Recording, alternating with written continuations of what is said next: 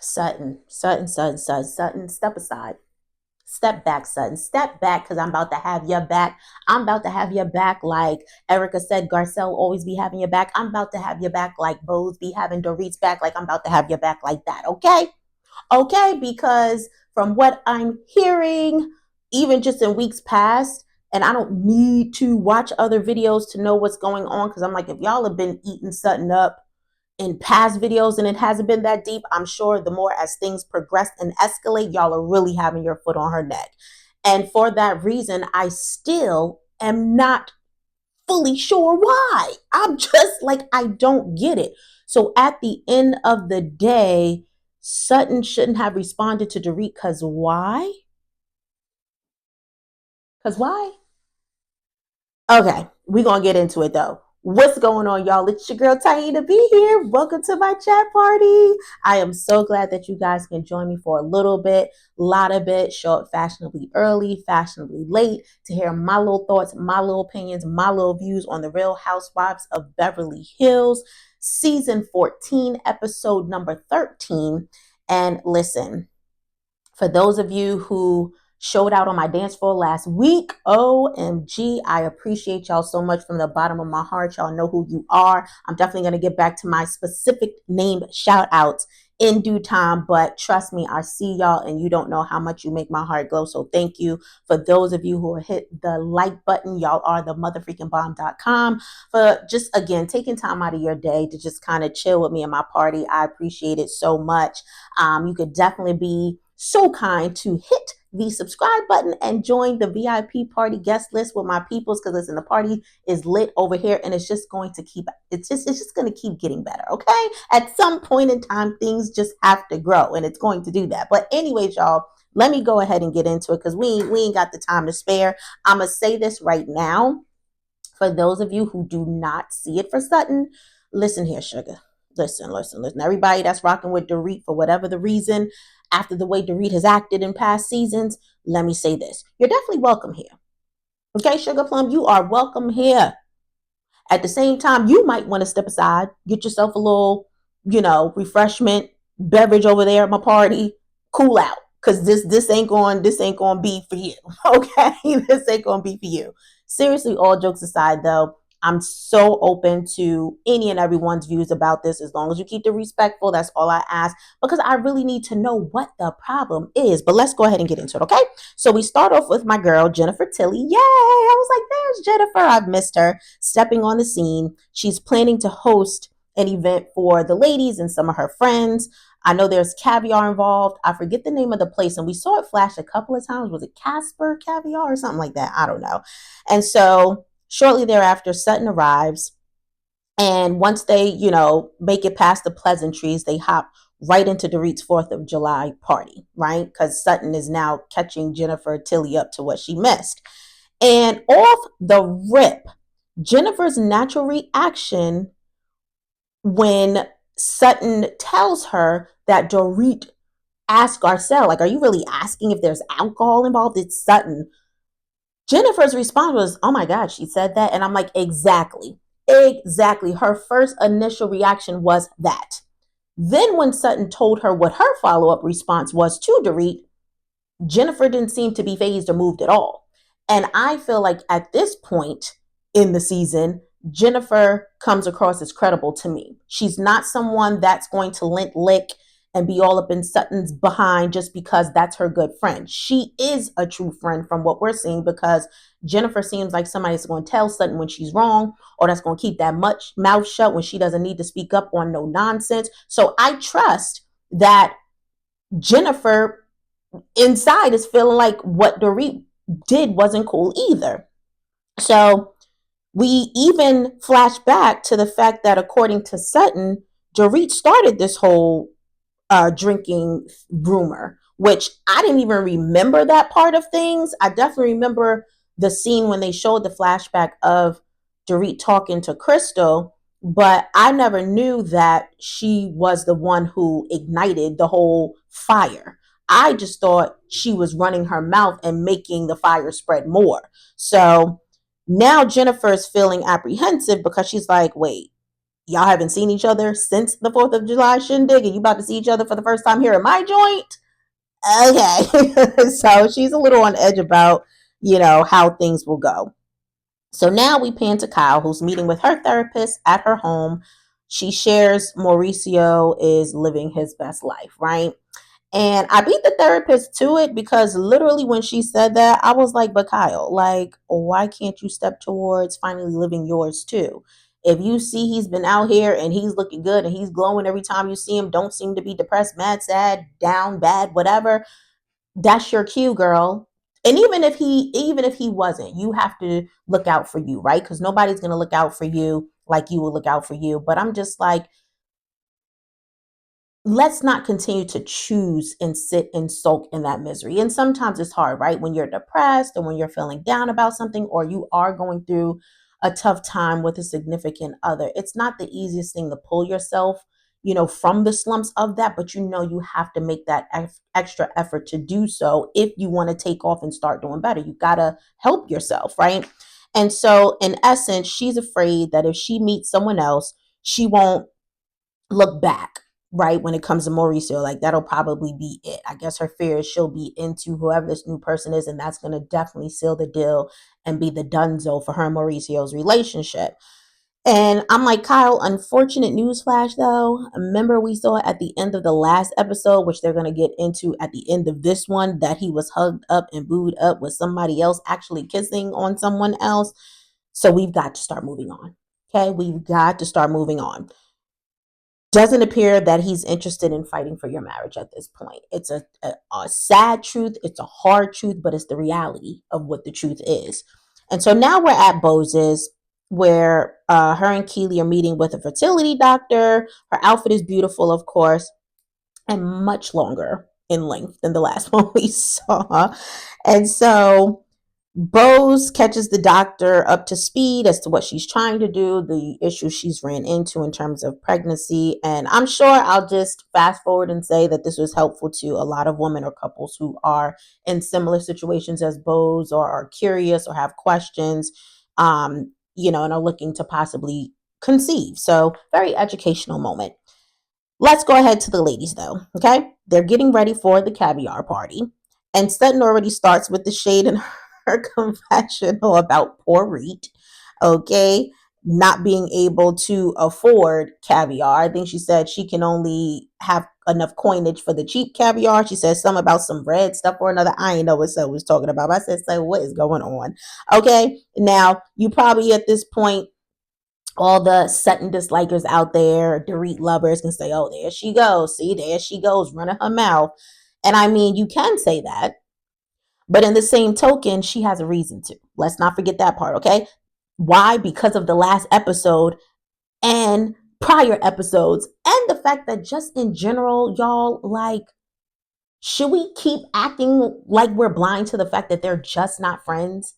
And as I said countless times in my last video, they just don't see it for each other. Make sure my mic is on. I mean, come on. Why can't she talk her smack? Now, while Dorit was sitting in her confessional saying all the things, I'm sure y'all was over there like, yeah, Dorit, that's right. Tell her, right? But when Sutton says something, it's a problem. Make it make sense. So Dorit and Bozo are talking about Sutton leaving Dorit's event. And I'm like, let's just fast forward to Dorit saying she felt Sutton was looking for an excuse to leave. She was looking for an excuse to leave, so you ain't give her one. Lies, because you absolutely did. Girl, you gave her a whole reason to leave when you disrespectfully insinuated that she was a mother freaking drunk. Like, what are we doing? Like, what? I'm like, the delusions of, like, I don't understand it. And knowingly insinuated it at that. So come on. Like, you knew what you were doing. You tried to poke the bear. You did poke the bear. Your whole MO is to have Sutton be reactive to the things that you do, clearly. And you know it's going to work. And it does. Unfortunately for Sutton, it does. But at the same time, it should. Because how many times are you going to keep poking at me before I go off on your... How many times? Okay? But doggone it. Y'all, I had to put my book down right quick. Hold on. Because this part right here, like this next part right here, when she was in her confessional, and had the audacity, the unmitigated gall, as they say, to have flow out of her mouth, off her lips.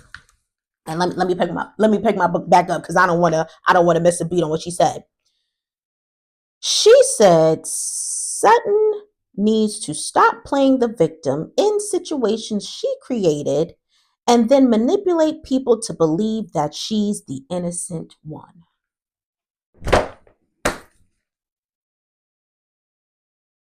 Ma'am, ma'am, you are the poster child for that state. Like, I was like, okay, these are reasons, guys, sometimes where I think maybe reality TV is just too much for me because I get too worked up and too overwhelmed because I don't like anybody like insulting my intelligence. And it's like, what are we doing here? Like, like you cannot be for real when Dorit, that is the fabric of your being, or the very fiber of your being. That is the fabric of your life. That is who you are. That's what you give. I'm just like, girl, what? Like, are you for real, Dorit? Like, I was so stuck on that, y'all. I didn't know what to do. And I'm just like, even so, very much in this instance, because it's a fresh example, like I like to say, is how you're now playing victim over something that you did. You started this whole thing by insulting her and insinuating and implying that she is a freaking drunk by bringing up a past situation that was laid to rest, that needed to stay where it was before whatever the reason you wanted to be cute and bring it back up. And then she gave you a reaction. And after that reaction, you want to turn around and have people rally around you and not understand why they're rallying around her because, oh, after all, she called you a bee in your home. Again, but why does she call you a bee in your home? Huh?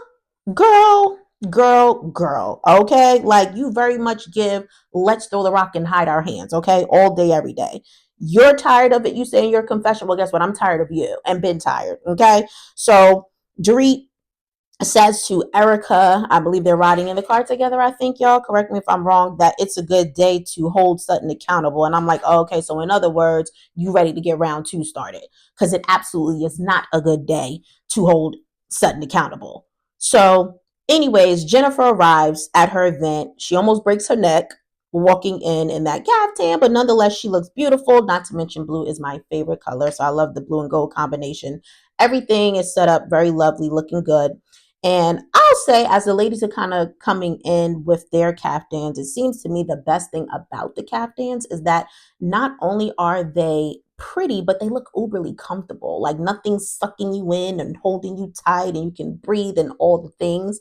And y'all, I came to the conclusion, I was like, oh shoot, I guess I got some caftans. I mean, I call them like just little house dresses. That I like to just kind of throw on after taking a good shower if I'm just going to chill and relax.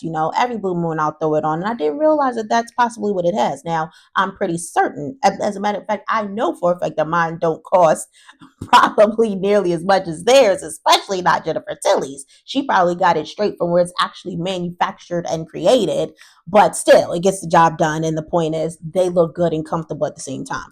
Excuse me. So now we see Faye Resnick arrive with Kathy. Okay, and we all know Faye from appearances in past seasons. And I'm like, because y'all know at the same time, Faye be getting after people. Okay, so I'm like, Faye, you gonna be getting after anybody today? Okay, Faye is known to tell a girl a thing or two and then be done with it. So, anyways, as soon as I said out loud, did Dorit miss the caftan memo? Is when she comments on it in her confessional and says that she, or well, she comments on her confessional, and I said she looked extremely out of place, and I definitely despised her shoes, guys. I could not stand those shoes that Dorit had on. I don't know why. Is it necessary to compliment on those? It is, because I just couldn't stand them. But anyways, thankfully, she mentioned that she missed the caftan memo, because I'm just like, why are you dressed so oddballish out? So I can understand missing the memo, but then I had to retract that because I'm like, at the same time, I'm not sure how, if then it was stated, I think Sutton said, which Sutton ended up calling her stupid too. I was like, oh, Sutton. If, you know what I'm saying? Like, it was on the invitation, like, how do you miss that? And like she said, though, at the end of the day, Dorit, that is, she's not a fan of them. So I'm going to just conclude she probably didn't want to wear it. And here we go. Here we go. We go ahead and get into it. We get into it, y'all. It all begins here. So Dorit instantaneously, not even 3 hours, no, excuse, not even 3 minutes, excuse me. I stand totally corrected. Not even 3 minutes, just to show you the significance in the lapse of this minute amount of time. Not even 3 minutes in to Sutton's arrival, Dorit asks Sutton if she's drinking water because of the tiff that they had. Yeah, I'm sure a lot of people didn't see a problem in this either. See, this is why y'all got to learn, though, to pay attention. The things will be right in front of your face if you just observe. Because she absolutely, yet again, did get the party started. And I think sometimes folks get confused with tone. Like, oh, well, because it's not nasty or because it's real subtle, that it's nothing behind it. But that's the thing. Sometimes it's the subtlety in it that makes it the most dangerous and the most calculated. But anyway, Sutton says no. Like, am I not allowed to drink water? And she says it kind of stank, and she should have. And here goes Dorit asking if she's in a mood. And I'm like, see, it's just capital letter gaslighting. Just straight up, like, girl, what? Again, so we're going to start from the middle, I see, and not from the beginning. We're only going to pay attention to how Sutton reacts to things this season and moving forward, I see, but not what folks do to get her activated. Okay. And you mean to tell me Dorit doesn't know what she's doing? You really mean to tell me that, y'all, that she don't know what she's doing? Lies. Again, I say she is a gaslighter. She is a gaslighter. And don't ask me where that came from. I feel it in my spirit. She's a gaslighter. So like Sutton said in her confessional, leave me alone. Okay? And I'm like, Dorit, why even say anything to Sutton other than hello? When y'all sat down next to each other, you didn't have to say nothing. Better yet, it probably would have been best for you to stay on the side of the room that you initially were on. Or was it Sutton that walked in and walked to the other side hugging everybody? Whatever the case, you should have had a seat as far away from her as you possibly could. If you couldn't handle not saying anything sideways to her, then you should not have sat next to her. And Dorit says she never knows what Sutton she's going to get. And it's like she's trying to encourage Sutton to go off. Like, again, just poking the bear. Like she's trying to get the crap started, y'all. Like, for real, for real. And so let me just go ahead in that moment to echo what Sutton said. Leave her alone. Just leave her. Like, the way I tell you, I wish I would have been sitting next to Dorit in that moment, because as soon as she said it, I would have been like, but Dorit, like, why did you even say that to her? Like, why say anything to her? Why are you talking? Like, why? You should just don't say anything to her. Okay? Don't say anything. Like, I don't understand why nobody slid that little tidbit of the most simplest information in the world to Dorit. Like, Dorit, just, okay? So now they sit down at the dinner table, and I'm thinking, oh no, Lord, no, because now they're panning at the other ladies that are not part of this cast are sitting there. So Jennifer's other friends, and I'm like, so we really about to get this thing started and lit in front of the others? Oh gosh, this is about to be bad, disastrous, I tell you. So, anyways, fun fact. Excuse me, we learned that Jennifer Tilly is Chinese American. I was like, oh, that's so cool. I would have never guessed. So, anyways, Sutton asked Bose, which I thought was funny, how many people she has in her today. I'm like, well, Sutton, that was a little random to ask Bose of all people. I don't know. If anything, maybe I don't know. I don't know. I'm just like, well, why Bose? And maybe she explained it and I missed it. I get that it was to Sutton's overall principle that Dorit had just tried to play her, a few moments back, saying that Sutton, or implying Sutton has these different personalities. But I'm like, where did Bose come into the equation? I mean, whatever. But anyway, so I thought it was cute how Bose kind of reacted in her confession too, like, what girl, what you talking about? Like, what? Me? One, it's just me. Like, so that was a little left fielded, but I was like, Sutton is a mess. So now Dorit then tells Sutton to back off a little, And I was really wanting her to take her own advice in that moment. And like, and better yet, before she even walked into the place, she should have been encouraging herself and motivating herself in her mind, like, all right, I ain't gonna say nothing to her, I ain't gonna do it. If she tries it, I ain't with it. I'm gonna calmly walk away. I might say hello, might not, but we're gonna leave it at that. And that's gonna be that's what I needed you to be doing. That's how you back off yourself. Okay. And so now, why would Dorit draw attention to Sutton when Sutton said, I want to talk to you? Why would she draw attention by clinking her glass to get everyone's attention at the table? Sutton was like, no, I'm not making it. Like, why are we making an announcement? Like, I'm trying to talk to you. I was like, exactly. See, again, pay attention, y'all. Dorit thinks she's real slick with it. She wants to bring everybody's eyes on Sutton because she's going to play her calm role while Sutton gets volatile. She knows what she's doing. I cannot. And then Sutton's made to look like the crazy person in front of all of Jennifer's friends. And so, Sutton, excuse me. So Sutton is, recapping her arrival at Dorit's party and just giving everybody the overview of what it looked like for her when she first got there, how she had to sit for forever, the 30 minutes.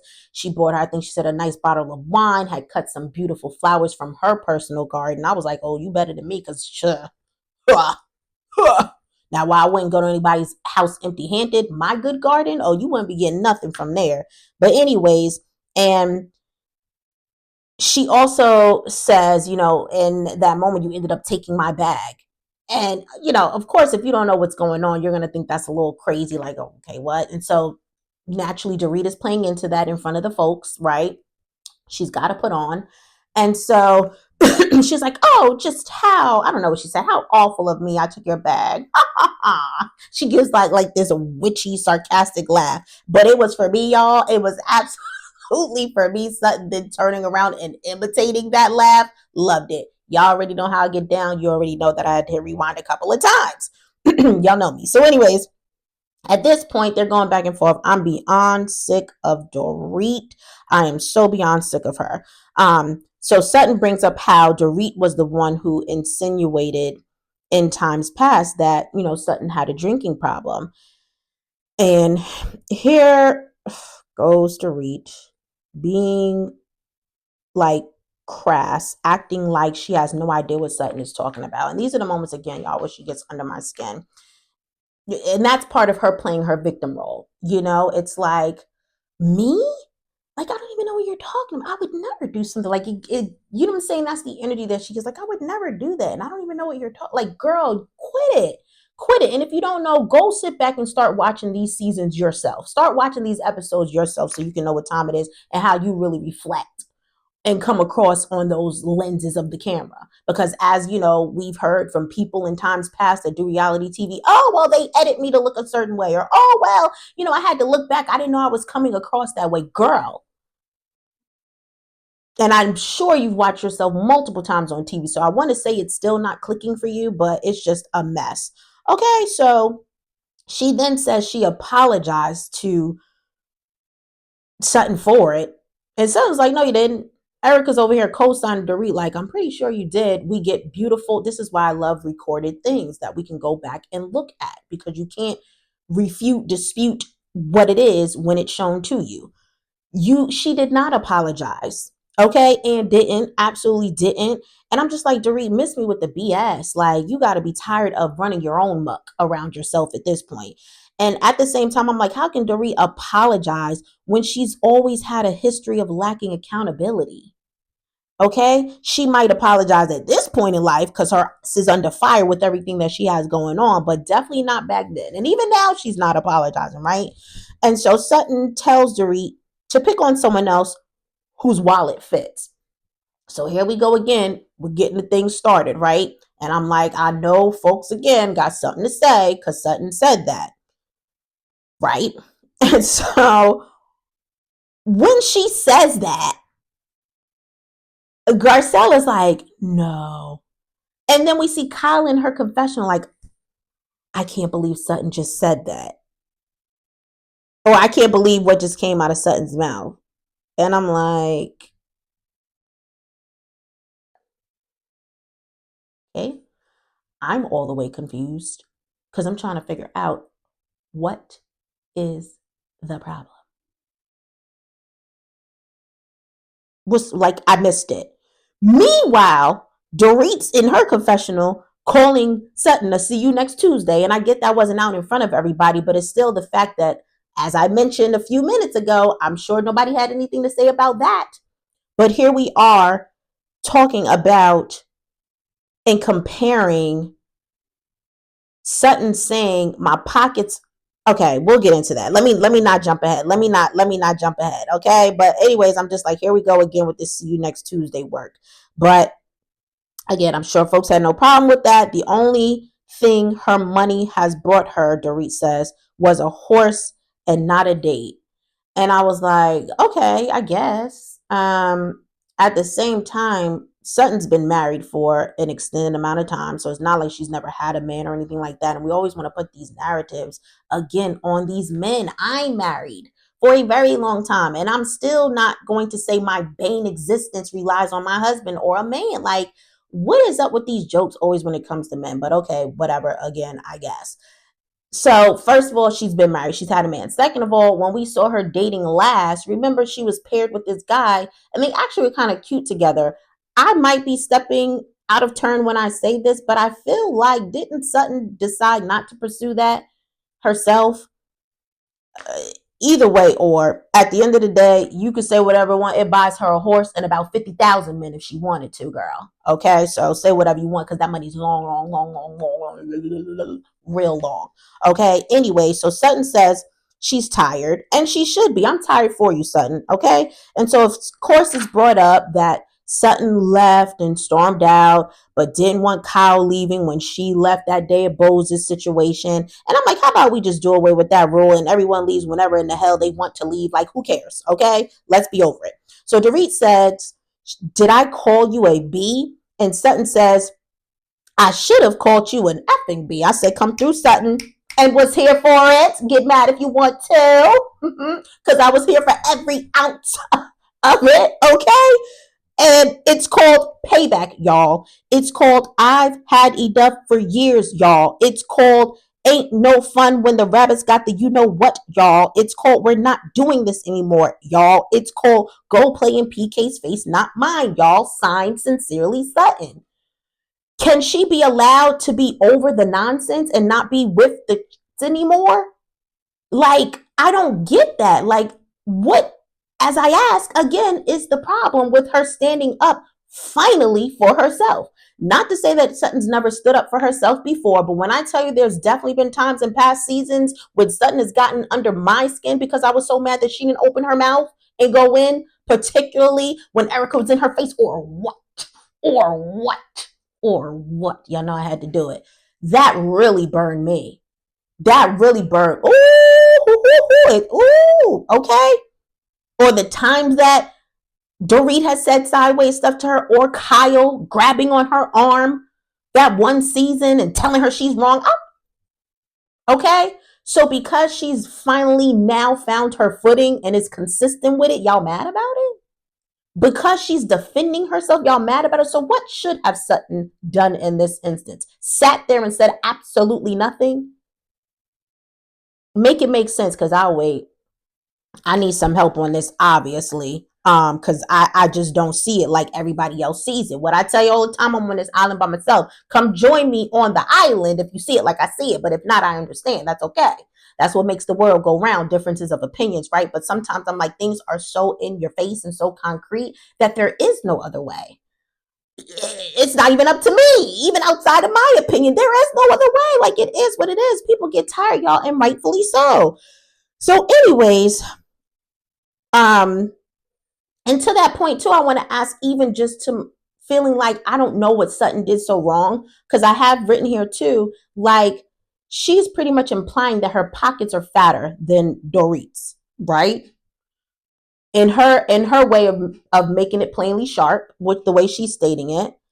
And it's like, so we have that option over someone calling me an alcoholic. So do I want to be called poor with not as much money as you do, or do I want to be called an alcoholic? Well, listen, I'm gonna go for your pockets are fatter than mine any day, Alex, for 500. Okay, like let's make them like it doesn't even weigh the same. And again, yeah, okay. So let me just move on. Let me move on, guy. I don't want to beat a dead horse. Okay, so I'm gonna go ahead and skip ahead and say let's be for real with this whole thing, right? Garcelle makes the suggestion that maybe in this moment, Dorit can finally just apologize for Sutton for what she said, and then they hopefully can be done with it if Sutton receives it. Dorit says she was sorry if she offended Sutton. Okay, and even before that, let's rewind because Dorit was like, "Yeah, okay, I'd like to see Sutton be okay with this," and I'm gonna agree with Dorit on that because it wasn't the time for that. First of all, because it's not gonna be sincere coming from you. Why does somebody have to tell you what you ought to say? It should already be on your heart, mind, your spirit, and your soul if you're truly sorry. And second of all, again, I'm with you. Like y'all are just not in that space where you should be doing this right now. It's going to be a waste of time because Sutton is not ready to receive it and doesn't have to. And it's your right to not to give it. You ain't got to give it if you ain't got it to give, and she ain't got to receive it. And that's that on that. So, anyways, Dorit says she was sorry if she offended Sutton. We all know that that's not an apology. Okay? There's no if in apologies. We know that. Long standing fact, right? Furthermore, it's very clear that you offended her. So, what do you mean if? She's made that plainly clear. Okay? Then B, you seriously want us to believe, as you suggested, that if Sutton said something to you in that moment that day about your remark being offensive, you would have really eased her feelings? I think not. You would have been dereading, which is what you always do, acting like you had no idea what she was even talking about. It would have been a whole big deal. There's no way you can tell me, there's no way anybody can convince me that Sutton would have said, Dorit, I'm offended that you just implied that I'm an alcoholic or I'm a drunk because you know we've been here before. There's no way Dorit would have been like, oh, Sutton, honey, I'm sorry. I really didn't mean. She would have been like, listen, Sutton, what do you mean? That I, well, why do you think I was in, like, it would have been this theatrical thing and it still would have blown up somehow anyway. So again, miss me with all of that. And I guess we're going to skip over Dorit being elementary, as she likes to say, her favorite word, because now she's dragging Kyle in, who's across the table, diagonally down there, minding her business, talking about she can't believe she's just sitting there. And Dorit, why do you always need someone to come to your defense? Why? Like why? For real, why? Um, you're a grown woman, okay? And she was looking for someone to throw her a lifeline, which is wild. I thought it's like, girl, just handle your business with Sutton. You just stepped aside 2 minutes later and told Kyle that you could eviscerate Sutton. Okay, so go on and eviscerate her by yourself. Go on and handle your business with her by yourself. Stop looking for others to jump in. Stop it. Remember, you did this too when you met with I don't know if it was Erica after the fact in one of the past episodes and told her that you were upset with Bose because Bose didn't say anything. Like, girl, grow up and get over it. And so at the same time, I will say that Kyle actually was intervening. While I said she was minding her business, I meant like she wasn't, contributing in a negative way, but she was intervening and trying to help find some resolution. Okay. She was speaking up for you. You just weren't paying attention. And so Sun says she needs space from Dorit, and I'm thinking, yeah, forever space. So Dorit gets up and moves her seat.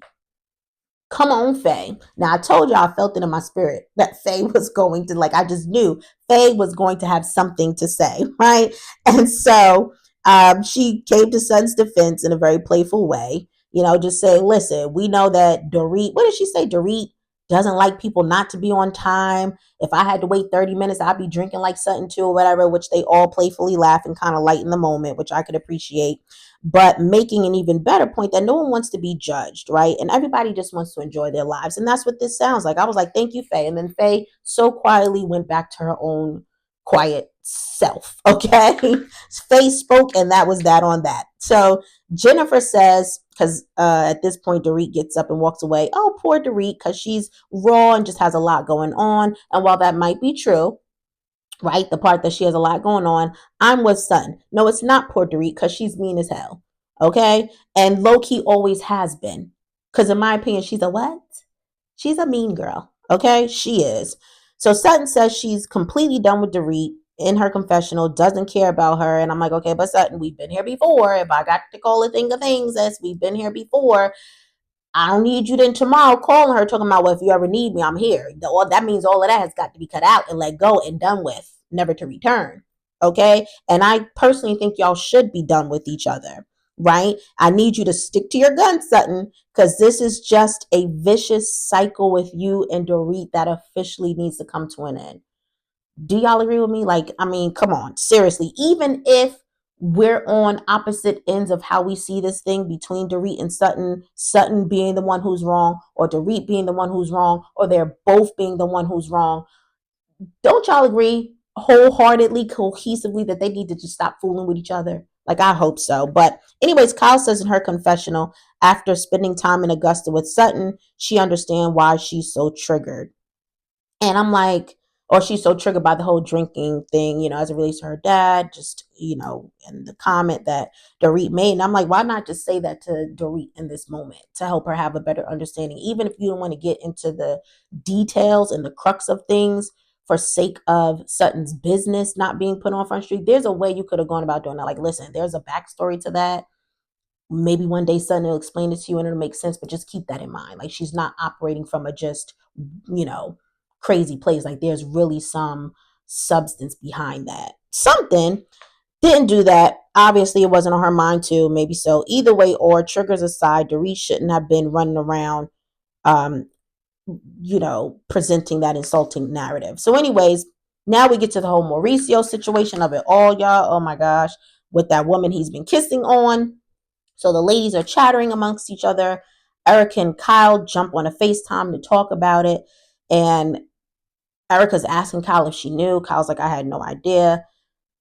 Erica feels like the photo is giving intentional. And Kyle strongly disagrees because she feels like, well, Mauricio's in Europe, like he wouldn't know, or I guess wouldn't think that paparazzi would be there, whatever. So we pan over to Sutton talking to Garcelle, who also thinks it's very staged. And that Kyle and Mauricio are using paparazzi not just to tell their stories, but also as, I guess, a form of payback to one another. Because remember, Morgan and Kyle had been showboating and all around town, pictures captured everywhere. Every time we turned around, we saw these two in that season. But at the end of the day, I have no idea what it is, y'all. What do y'all think? Y'all will have to let me know. I just would say, even if it wasn't planned, him not being more discreet when he knows he's still considered a public figure is a hot mess. You know what I'm saying? Or when he should have still cared for Kyle and her feelings and how she might feel about it, a hot mess. So just no regard for that is not cool. I don't know what Mauricio was thinking in that moment. Well, yes, I do. That man was thinking about what's up between them legs. But anyways, it was so foul to me. A foul moment. Again, though, Kyle, an eye opener, a big eye opener. So what you gonna do, girl? Like, what is you gonna do? Are you gonna start moving on and living your life, or nah? Like, the proof is in the pudding. It's right there in your face. But anyways, y'all, the music is on, the dance floor is lit. Don't be no prude. Don't stand there and hold up no wall. I hope to see some of the same dance floor showstoppers that I saw last week, because I love reading you guys' comment and so open to even newcomers hitting the floor. Come on, y'all, do your little two-step. Let me know what's up, what you thinking. Again, who do you think was right or wrong in this Dorit situation? Who ignited the flame in this situation? Do you think that they're both wrong? Do you think that they should stay away from each other? What do y'all think about this whole Mauricio thing? Do you think he's playing in Kyle's face and everybody else? Like, what is the deal? Let me know. All right, y'all. At the same time, I hope this video finds you in good spirits. And if you aren't in good spirits, I hope that I said something to put a little smile on your face. Here's some kisses for you, even if you are rocking with Dorit. Okay? There's some kisses for you. I hope that you feel better. And that your day and rest of the week goes well. Y'all know at the same time, I'll be back next week to do this all over again. So until I return, y'all know what I need y'all to do. I need y'all to stay up. I need y'all to stay blessed. And I'm out. Peace.